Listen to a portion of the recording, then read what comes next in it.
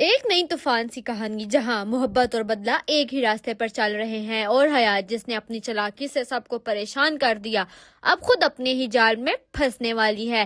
کیا اس دفعہ حیا بچ پائے گی یا سب کچھ کھونا پڑے گا؟ حیا اب خوشی سے پھول نہیں سما رہی۔ آخرکار اس نے پھر سے ارسلان کو اپنے بس میں کر لیا ہے، لیکن اسے یہ اندازہ نہیں کہ ارسلان صرف ارم اور ہارون کے کہنے پر اسے ملنے گیا تھا۔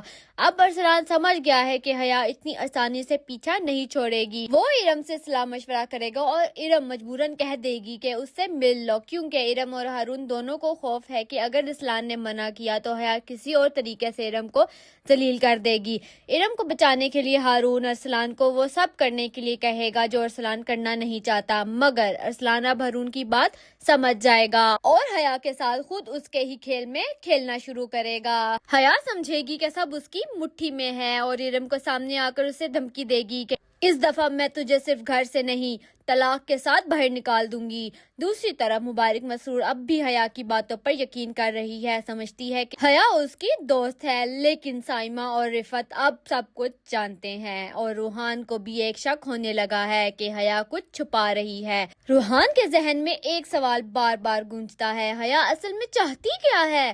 اور یہ راز جلدی ہی کھلنے والا ہے، کیونکہ حیا خود اپنے منہ سے سب کہہ جائے گی۔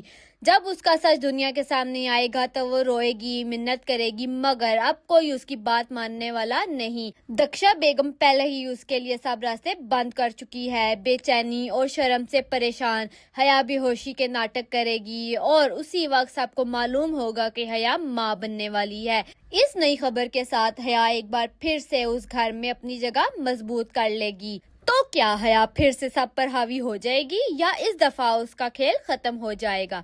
اپنی سوچ کمنٹ سیکشن میں لکھیے اور ایسے ہی ریویوز کے لیے چینل کو سبسکرائب کرنا نہ بھولیے۔